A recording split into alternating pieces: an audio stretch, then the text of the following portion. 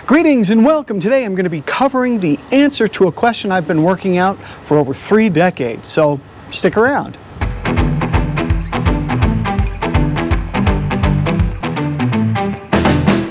So a little background for those of you who are new to the channel.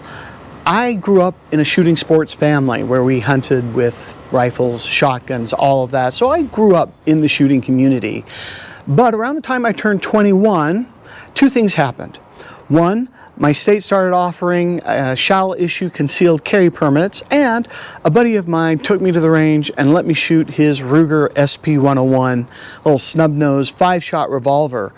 And those 2 things together got me interested in defensive handguns, and so I spent the next 10 years as a serious student of shooting sports, where I was just gathering up all the information I could on my own, and buying, selling, and trading different handguns, rifles, shotguns, because I wanted to try everything. I was really passionate about it.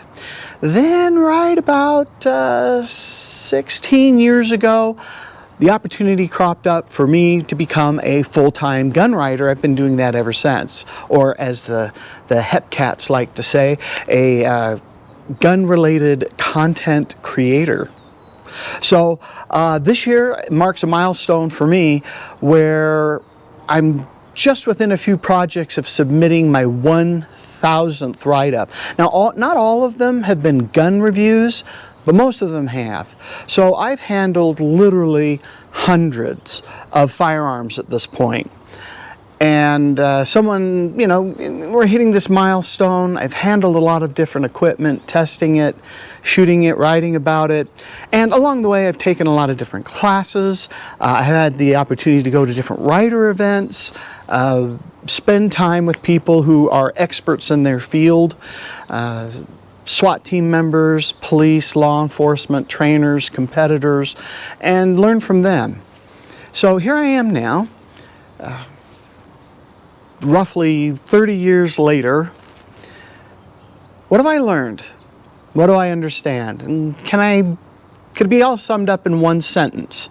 I'm going to give it a shot, and here it is. You ready? Defensive firearms provide options, not solutions. Yeah, that's how I'd summarize everything I've learned. If I had the chance to say this one time, just get this one video out there, the idea I'd share is defensive firearms provide options, not solutions. What does that mean? Well, that's a summary. It's a very tight one, and it's a philosophy that can be applied to training. It can be applied to the hardware, the gear itself, but it's also about mindset. So to lead off what I hope to be several conversations over the course of several videos, I want to lead off with mindset. And the best way to frame that is a story. And actually, I heard this myself firsthand from the woman who shared it. So years ago, when I first started shooting and collecting handguns, I frequented a little mom and pop shop that was close to the gun range that I was going to. It was run by a husband and wife team, and it was a combination gun shop, but they also had a pawn section. They handled gold and jewelry and some other things as well. Well, I was perusing what was in the case one day when the wife got back to the shop, and she shared what had happened to her while she was shopping at the mall. She was done with her shopping. She came out, she was walking out to her car, and she saw that there was a group of young men sort of gathered near where her car was. Now, they were known around town, she and her husband, and it was known that they carried cash, jewelry, gold, guns. And so when she looked out, saw a group of young men that she didn't know near her car, she went, her spider sense went off and said, this is not a good situation. There was the potential of them trying to mug her, right, and steal what she had. Now, she had a concealed weapons permit. She and her husband both did as part of their business. And she had her gun with her in her purse. But she looked at the situation and went, I don't know. Now, while she'd been shopping, she'd bumped into a friend of theirs. I'm just going to call him Bob. And Bob was a uniformed mall security guard. He had the uniform, gun on the hip, the whole thing. She had seen him in there. So she walked back into the mall, found Bob, and said, "Hey, Bob.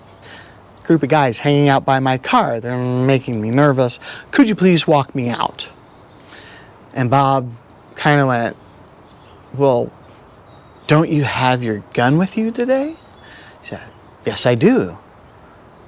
"Well, then what do you need me for?"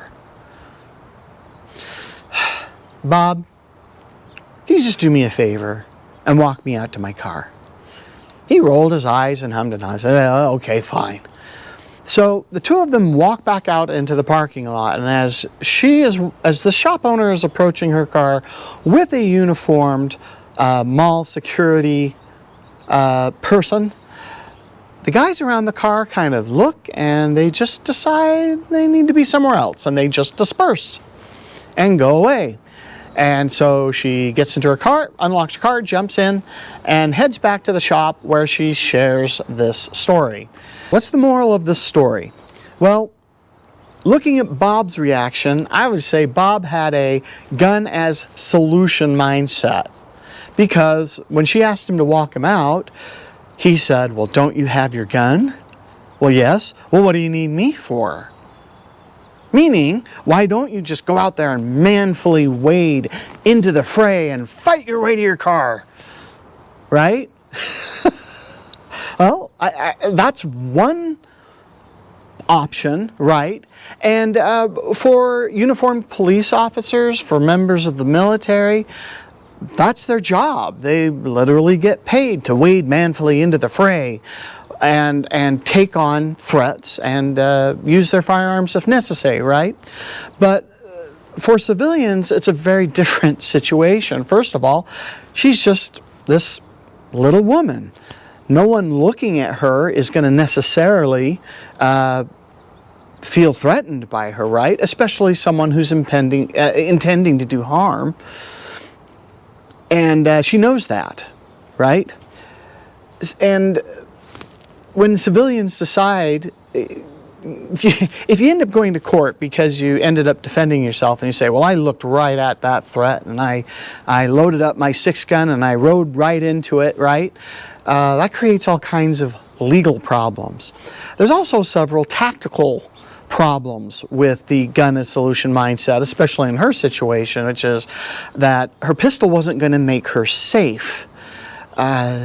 Let's say that she didn't know who they were, right? She didn't know what was going to happen.